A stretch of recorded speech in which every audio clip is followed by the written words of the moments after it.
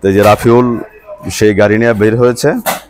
তো ফকির মার্কেটের ওই পাশে বিসিকিট দিয়ে আসার সময় রাস্তার ভিতরে মেন রোডে এই রিক্সা তাকে ধাক্কা দেয় এবং সে বাইক নিয়ে রাস্তায় পড়ে যায়।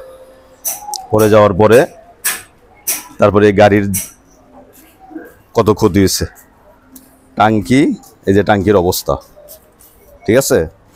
তারপরে সাইড প্যানেল ট্যানেল সব ভেঙে গেছে। এই যে বাম্পারের অবস্থা, ইঞ্জিনে হিট লাগার পরে ইঞ্জিন ফেটে তেল বের হচ্ছে, ঠিক আছে।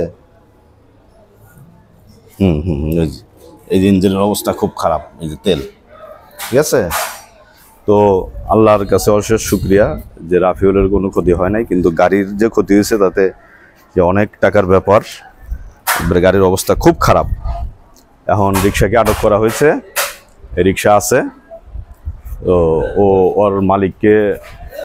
তো দর্শকবৃন্দ, আপনারা যারা ভিডিওটা দেখলেন, এটা খুবই গুরুত্বপূর্ণ একটা ভিডিও।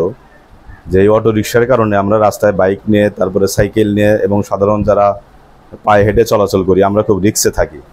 অটোওয়ালাদের সাধারণ কাণ্ডজ্ঞান বলতে কিছু নাই।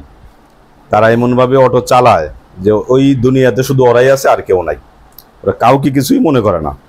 হ্যাঁ, যখন খুশি যেভাবে খুশি সেইভাবে টান দেয়। প্রাইভেট কারে পর্যন্ত ঘষা দিয়ে দেয়, তাদেরকে দাগ ফালায় দেয়। একটা গাড়িতে দাগ পড়লে সেটা ঠিক করতে অন্তত 20-25 হাজার টাকার মতো খরচ যায়। এই চিন্তা তো ওদের নাই।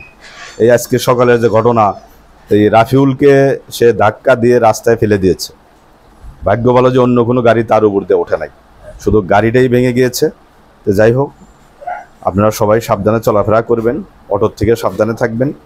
অটোওয়ালাদের কমন সেন্স বলতে কিছু নাই, কিন্তু যখন কোনো ফল্টে পরে একটা ক্ষতির সম্মুখীন হয়, যখন তাকে আটক করা হয়, তখন তার মানে জ্ঞান ফেরে এবং সে বলে যে আমার তো কিছু নাই, এই জরিমানা আমি কিভাবে দেব, এটা আমি কিভাবে ঠিক করব, আমার তো মানে ঘরে খাবার মতো কিছু নাই।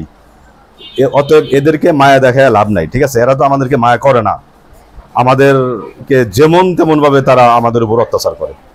আর বাড়ার বিষয়টা, এরা যদি আমাদের কোনো উইক পয়েন্ট পায় তখন ডাবল বাড়ানে, আপনি আসতে বাধ্য, যাইতে বাধ্য।